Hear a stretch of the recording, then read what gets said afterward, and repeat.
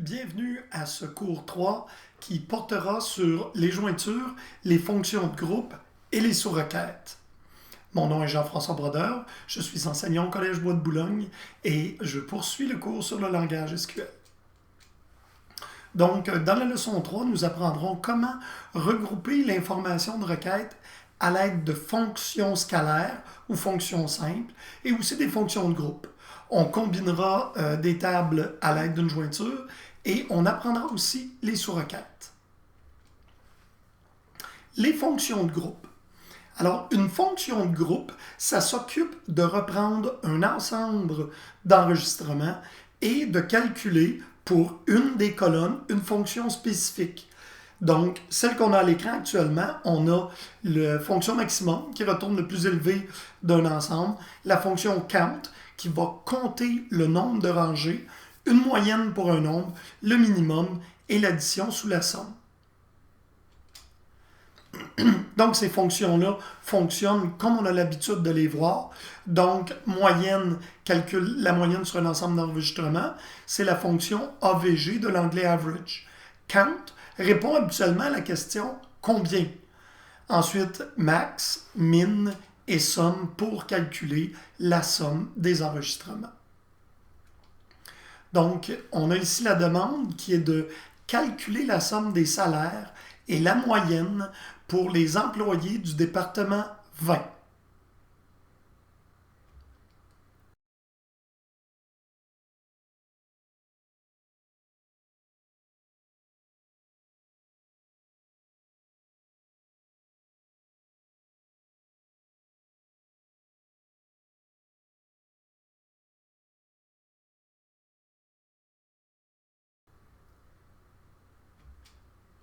Ensuite, afficher à l'aide de la fonction min la date du premier employé embauché, la colonne de date étant la fonction hireDate.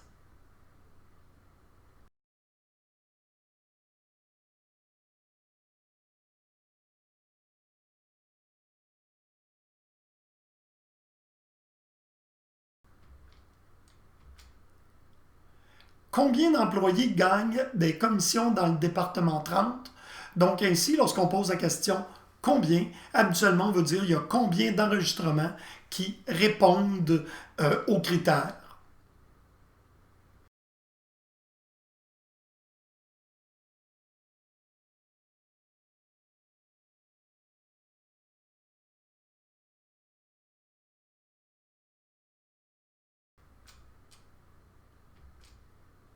Calculer la moyenne des commissions des employés de l'entreprise en considérant ceux qui n'en gagnent pas.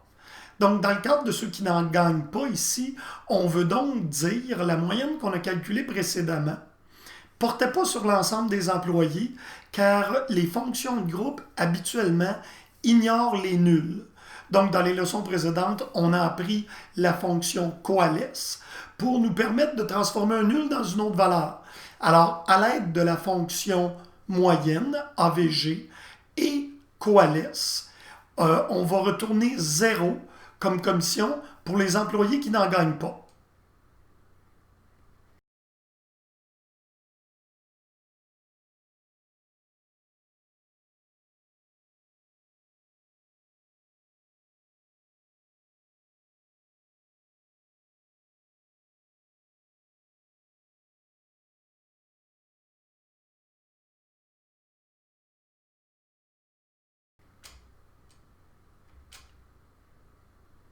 Donc, quoi faire pour calculer la moyenne des salaires pour tous les départements?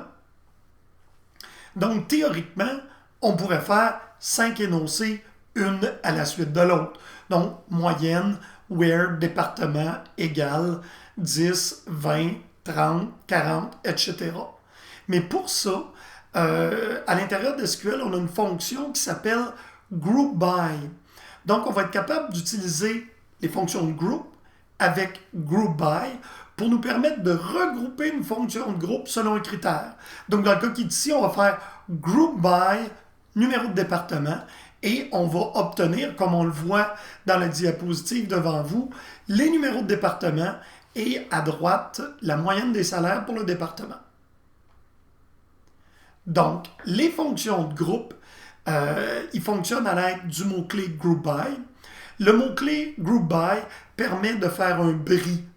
Donc, par exemple, on a la syntaxe qui est affichée ici, select pour une colonne. Dans notre exemple qui nous intéressait, la colonne depNo, la fonction moyenne AVG, from la table employée, group by colonne 1. Ici, je vous donne un petit truc. Quand vous faites des fonctions de groupe, donc toutes les colonnes qui ne sont pas à l'intérieur de la fonction de groupe doivent se retrouver dans votre group by. Et finalement, on peut ajouter une dernière clause à l'énoncé qui est la clause having. On va apprendre, ça nous permet de faire la même chose qu'avec un where, mais pour des fonctions de groupe. Donc, si on voulait calculer les moyennes par département, pour l'ensemble des départements, mais seulement les départements qui ont plus de 1500, on utiliserait having somme de AVG plus grand que 1500. Donc maintenant, on va calculer le salaire moyen par département des employés de l'entreprise en considérant ceux qui n'en gagnent pas. Donc, quand vous voyez en considérant ceux qui n'en gagnent pas, ce qu'on désigne ici, c'est on veut s'assurer de faire une coalesce pour transformer les nuls, s'il y en avait, en zéro. Les zéros, eux, sont considérés dans les fonctions de groupe, tandis que les nuls, eux, ne le sont pas.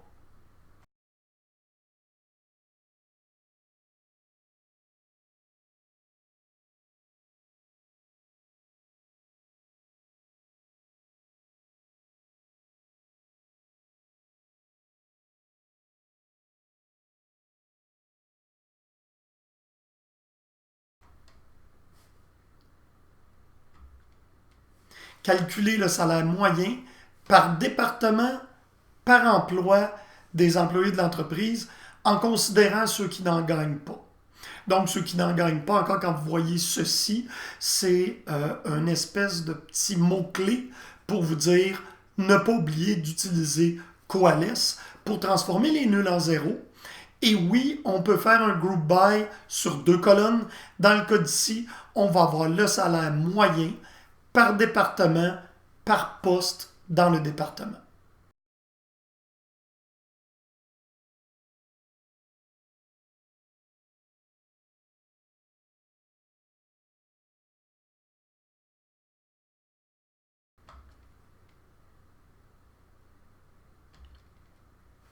Donc, nos fonctions de groupe, c'est une fonction qui prend en entrée l'ensemble des enregistrements visés. Donc, si on fait, par exemple, select, moyenne des salaires from emp, ça va retourner, malgré qu'il y a plusieurs rangées dans la table, une seule entrée, soit la moyenne pour tous les enregistrements. C'est ce qui distingue les fonctions de groupe des fonctions scalaires. Une fonction scalaire, elle, est évaluée sur chacune des rangées. Donc, quand je fais coalesce une colonne, le coalesce va s'appliquer rangée par rangée, tandis que la somme, elle, va prendre l'ensemble des enregistrements et l'ensemble des enregistrements peut être subdivisé par le group by. Donc, dans le cas de l'exemple qu'on a ici, on a le select du numéro de département, du type d'emploi et la fonction de groupe, c'est somme de salaire des employés, regroupés par département et par job. Donc, un dernier point, j'ai introduit à la diapo, il y a deux diapos, le having. Having, c'est l'équivalent du where pour un select, mais c'est pour la fonction de groupe.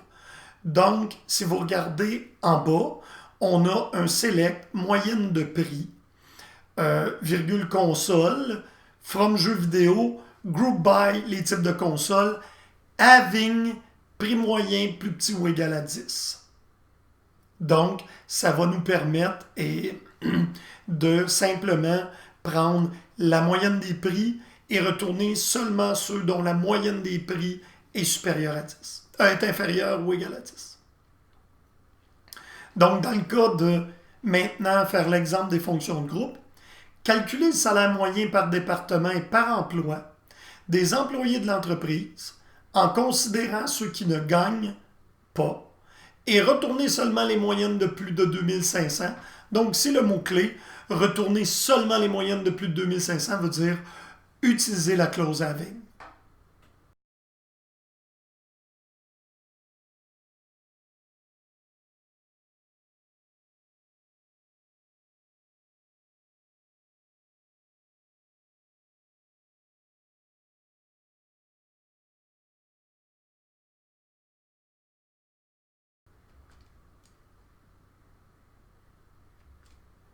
Fonction de groupe. Donner la liste des salaires moyens par poste pour les groupes ayant plus de 2 employés. Donc, ici, on va avoir à utiliser 2 fonctions de groupe, le count et la moyenne.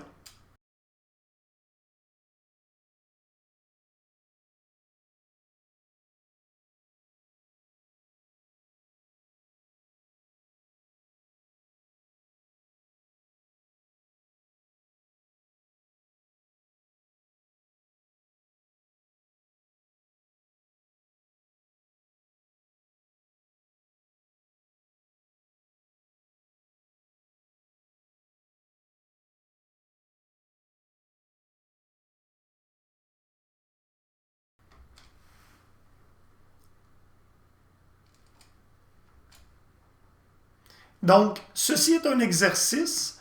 Prenez en note ou arrêtez le vidéo. Vous avez 6 questions ici à remplir. La moyenne des salaires pour tous les salaires. Les nombres de commissions non nulles. Pour vous aider, c'est en utilisant is not null, car vous vous souvenez qu'on ne peut pas faire d'aucune comparaison avec des nuls. La liste des employés gagnant plus de la moyenne des salaires. Le nombre d'emplois différents, ça ici c'est avec un distinct. Le département dont le total des salaires et ses employés le plus élevé. Et pour chaque département, combien d'employés occupe chaque poste. Appuyez sur pause et la réponse sera sur la prochaine diapositive.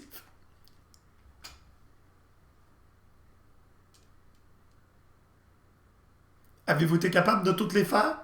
C'est des compétences de base que vous devez manipuler et qui seront évaluées à l'intra. Donc maintenant, on aborde le sujet des jointures et on va laisser les fonctions de groupe. Les jointures, c'est ce qui nous permet de mettre plusieurs tables ensemble pour répondre à des questions. Par exemple, si je vous demandais de m'afficher les employés par nom de département, vous avez remarqué dans les tables EMP et dans les tables DEPT, le nom du département est seulement dans la table DEPT. Donc, si je vais afficher le nom des employés et leur nom de département, je vais avoir à les mettre ensemble et c'est les jointures qui vont me permettre de faire ça. Donc, si on regarde ici, on a l'exemple des employés des emplois. Dans cette table-là, ici, on a le numéro de l'emploi, mais on n'a pas sa description. Donc, c'est un exemple un peu différent de Scott, mais on voit que dans la table des employés, on a le numéro de l'emploi, Job ID, ou plutôt le code, et dans la table des emplois, on a le code et le titre au long sur la description de l'emploi. Et suite à la jointure, ce qu'on va obtenir, c'est le numéro de l'employé. On a ici affiché le numéro de l'emploi et le titre de l'emploi. Donc, dans les jointures, on va le voir graphiquement un petit peu plus loin. On a le plus utilisé qui sera le inner join. C'est la façon de mettre 2 tables ensemble avec une colonne commune. Et cette colonne commune-là aura une clause d'égalité et elle doit être respectée pour que la rangée soit retournée. Ensuite, on a un cross join. Je vous le dis tout de suite, ce n'est pas quelque chose que vous devez maîtriser. Et c'est quelque chose qu'il faut comprendre, qui porte beaucoup de danger. C'est une jointure qui n'a pas de clause d'égalité. Donc, pour chacune des rangées de cette table-là, je vais lister toutes les rangées de celle-ci. On peut s'imaginer qu'une table de 100 avec une autre table de 100, on va arriver à 100 000 enregistrements retournés. Parce que pour chacune des 100 rangées, je vais retourner les 100 autres. On a la jointure externe gauche ou droite, c'est le même principe. Ça me permet de retourner tous toutes les rangées d'une table. Une jointure gauche, c'est toutes les rangées de la table qui se trouve à gauche. La table à gauche, c'est la table du from. Sachez-le, par convention, tout simplement, c'est parce qu'à l'époque, on mettait toutes les tables listées sur le from, à la queue leu-leu. Maintenant, avec la syntaxe du join, on les met une en dessous de l'autre. Mais comprenez qu'à l'époque, tout simplement, étant donné qu'on les écrivait sur le from, celle qui était à gauche se trouvait donc être la première table. Et un left outer join va me permettre de lister toutes les rangées de la première table, même celles qui ne rencontrent pas la clause d'égalité. Bien évidemment, en affichant les colonnes, on ne verra pas les colonnes qui viennent de la deuxième table puisqu'il n'y a pas de clause d'égalité. Le joint externe droit, c'est la même chose que le gauche, mais on le fait pour la deuxième table. Une jointure externe complète ou un full outer join va nous permettre de retourner toutes les rangées des deux tables, même celles qui ne rencontrent pas la condition de jointure. Et un self-join, c'est un joint sur une table elle-même. L'exemple qu'on a d'un joint dans Scott, c'est dans la table EMP. On a le numéro d'employé et on a une colonne qui s'appelle MGR pour manager, soit son superviseur. Et dans une même table, on peut faire une jointure sur elle-même. On va faire des exemples un petit peu plus loin. Donc, la syntaxe pour les jointures, c'est ce qu'il y a ici. Donc, on fait select, la table.colonne, table.colonne, et c'est pour ça qu'on utilise un alias de table. Donc, si on regarde le from, on va faire from table 1, puis là, on va mettre un alias. Habituellement, par convention, je vous demande de mettre la première lettre de la table. Donc, si on a table employée, ben, on va mettre E comme alias. Le natural join, on n'en parlera pas, ça ne sera pas couvert dans ce cours-là. Join, et là, on met la deuxième table. Après avoir mis la seconde table, on utilise le on pour spécifier la condition de jointure. Donc, alias point la colonne de la première table égale alias point la deuxième table. Ça, c'est lorsqu'on a un inner join ou on peut utiliser un left, right ou full outer join. Comme je vous disais, le joint naturel et le inner join, c'est celui qui va être le plus utilisé. Et pour les autres, left et right, on fera des exemples en avançant. Donc, ici, on illustre un peu ce qui se passe avec un inner join. En fait, si on a deux tables dans un diagramme de Venn, les seules rangées retournées seront celles qui auront la condition commune. Donc, on voit ici l'intersection entre les deux tables, c'est ce qui sera retourné par le inner join. Et le inner join, on voit ici l'exemple, et ils sont souvent faits en juxtaposant la clé primaire d'une table avec la clé secondaire de l'autre. Donc ici, dans la diapositive, on a du côté gauche le numéro de l'employé, du côté droit le numéro de département qui est la clé étrangère des départements dans la table de l'employé, et on va venir se relier avec la clé primaire de département. Faites-moi un énoncé SQL afin de retourner la liste des employés par description de département en utilisant la jointure.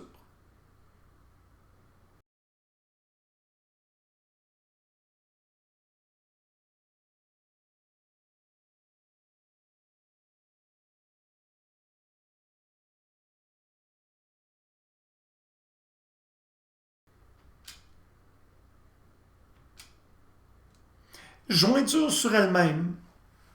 C'est important que vous compreniez le principe et pour vous l'expliquer, on peut s'imaginer qu'on va avoir deux tables d'employés. Une table comprenant les employés eux-mêmes et une table comprenant les gestionnaires. Et on va faire ça à l'aide de l'alias. Donc, on va avoir deux fois la même table dans la jointure from emp E1 join emp E2 on MGR égale numéro d'employé.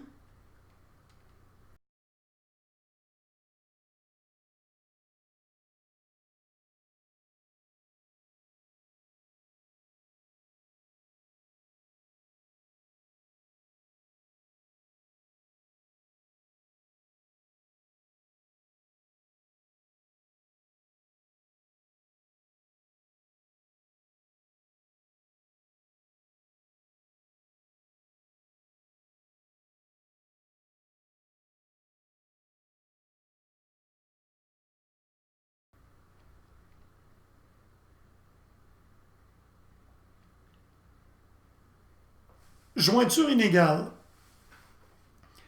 Il est possible d'effectuer une jointure sur une condition qui n'est pas une condition d'égalité. Ce qu'on a fait dans les requêtes précédentes, c'était where le dept ID de la table employée était égal au dept nom de la table département. Dans le cas qui nous est illustré ici, c'est un lien sur une clause qui n'est pas égale. Donc, on a join la table des grades salariales sur le salaire où le salaire dans la table des employés se trouve entre le bas et le haut salaire. Les jointures externes. En fait, les jointures externes seront utilisées régulièrement lorsque vous voulez lister une table au complet avec seulement les rangées qui rencontrent de la deuxième table.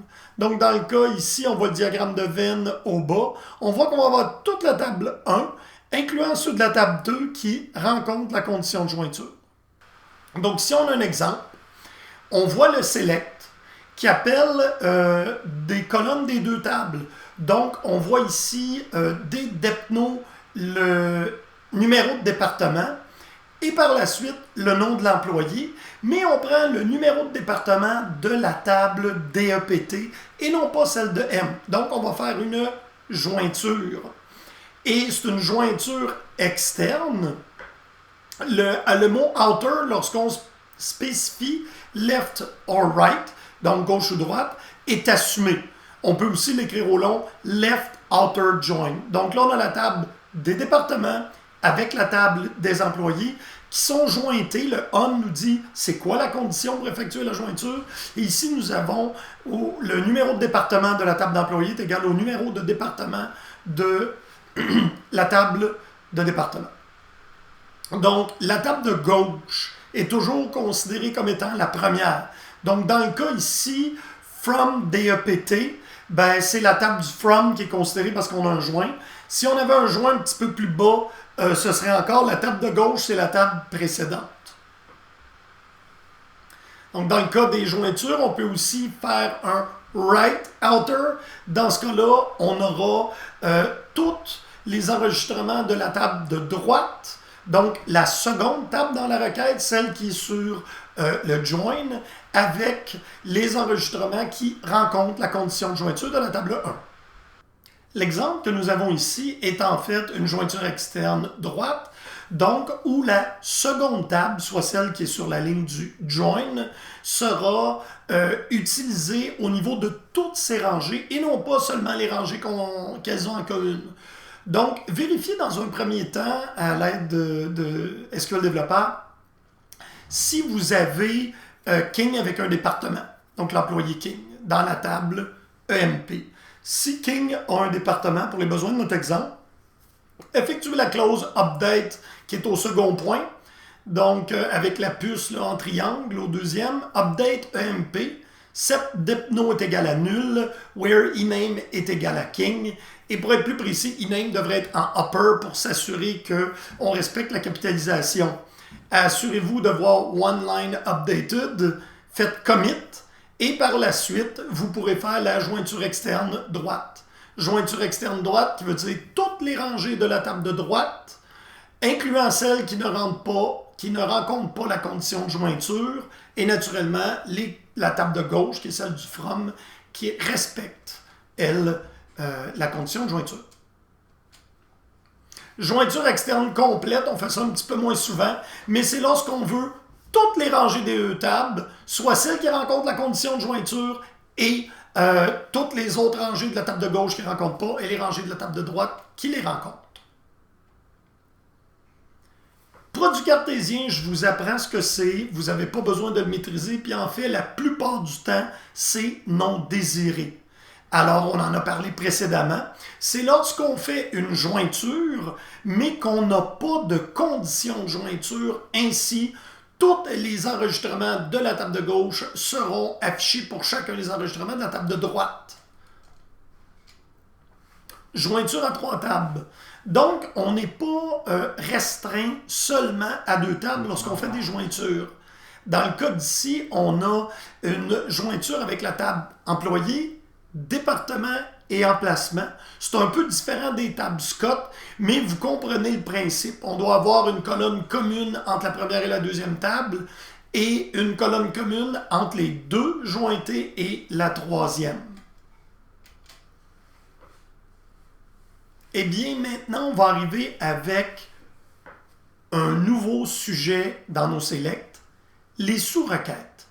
Pour vous faciliter la vie, une sous-requête, c'est une requête select dans un autre select. Pour l'exemple qui est là, oubliez simplement l'histoire du row num, mais on voit qu'on a un select étoile from, ouvrez la parenthèse, et un autre select. Donc, ça, c'est une sous-requête de from. Il y en a 3 sortes de sous-requêtes. Les sous-requêtes de colonne, les sous-requêtes de from et les sous-requêtes dans les conditions where. Donc, une sous-requête de from, c'est simplement le résultat de la requête interne, celle qui est dans le from. Vous pouvez par la suite faire un select dessus. Tout simplement. Donc, ça va servir principalement lorsqu'on a des colonnes qui comprennent des fonctions complexes et qu'on veut faire des where dessus. Vous savez que l'alias de colonne ne peut pas être utilisé dans le where. Alors, si vous donnez un alias, quand vous faites une sous-select, l'alias peut être utilisé dans le select du haut pour faire le where. Donc, voilà un peu comment ça fonctionne. Ce que vous avez vu, c'est une sous-requête de from, et voilà sa syntaxe. On fait select, les colonnes qu'on désire from la table, et on peut même le mettre ici, comme on a là, where, une expression, et un sous-select. Donc, ceci est une sous-requête de from. On voit qu'on place la condition, par exemple, on pourrait aller chercher le plus grand salaire et mettre dans la requête externe le nom de l'employé qui a le plus gros salaire. Donc, une sous-requête peut être utilisée à la place d'une colonne, dans un where, dans un from, et on peut aussi la réutiliser dans le having. Donc, les types de sous-requêtes, lorsqu'on les place dans le where, on peut avoir une sous-requête qui retourne une seule rangée. Donc, dans ce cas-là, par exemple, une sous-requête qui retourne le salaire le plus élevé et on va aller chercher l'information des employés qui ont le salaire plus élevé ou plusieurs sous-rangées. Lorsqu'on a une sous-requête de where qui retourne une seule rangée ou une rangée unique, on peut utiliser les opérateurs qui travaillent avec une simple rangée, soit égal, plus petit, plus grand ou différent. Si on utilise une sous-requête comme on a ici qui peut retourner plus d'une rangée et qu'on le met avec un opérateur de simple rangée, on va obtenir l'erreur qui est ici au bas, qui est l'ERA 1427, puisque on ne peut pas être égal à la fois à 20 et 40.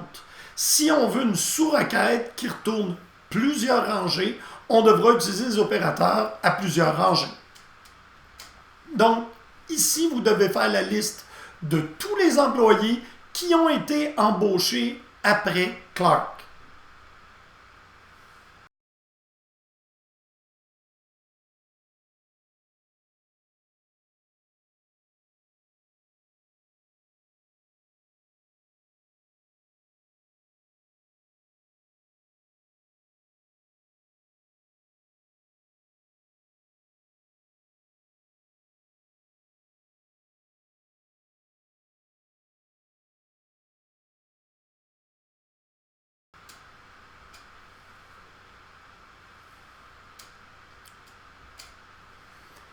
Après l'exemple d'une sous-requête de simple rangée, on va faire une sous-requête avec un where, dans le where, qui retourne plusieurs rangées.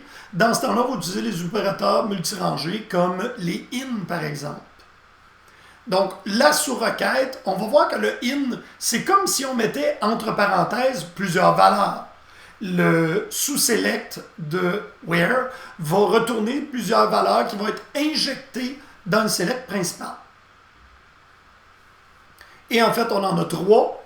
On a l'opérateur in, any ou all. On verra dans un cours ultérieur comment on se sert du any et du all.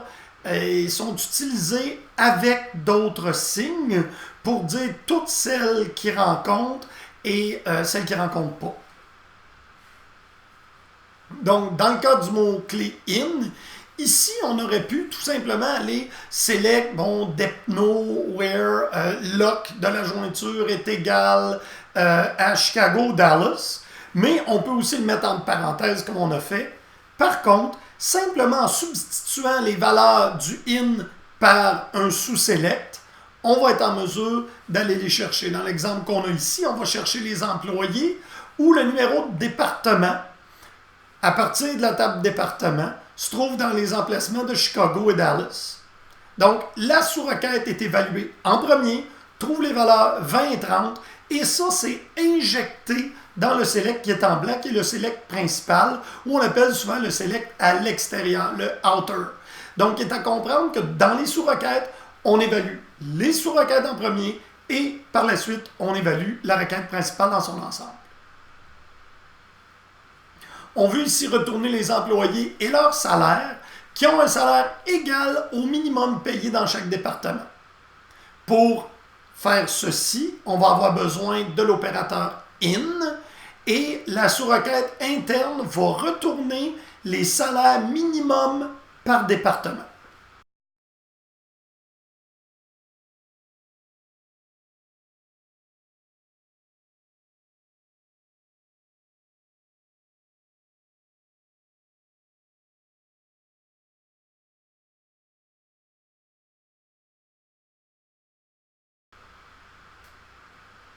On voit ici le résultat, donc fait à noter, c'est salle in et on a le minimum de chacun des départements.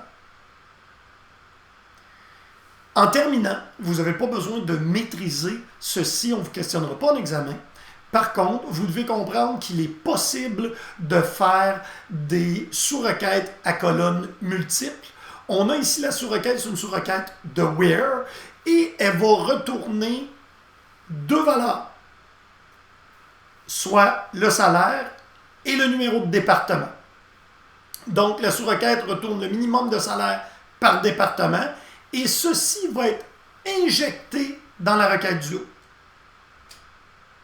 Donc, la syntaxe des sous-requêtes multiples, c'est select colonne, from table, where, et là, on doit rencontrer le nombre de colonnes du where avant le in doit être égal au nombre de colonnes dans la sous-requête qui est à l'intérieur du in.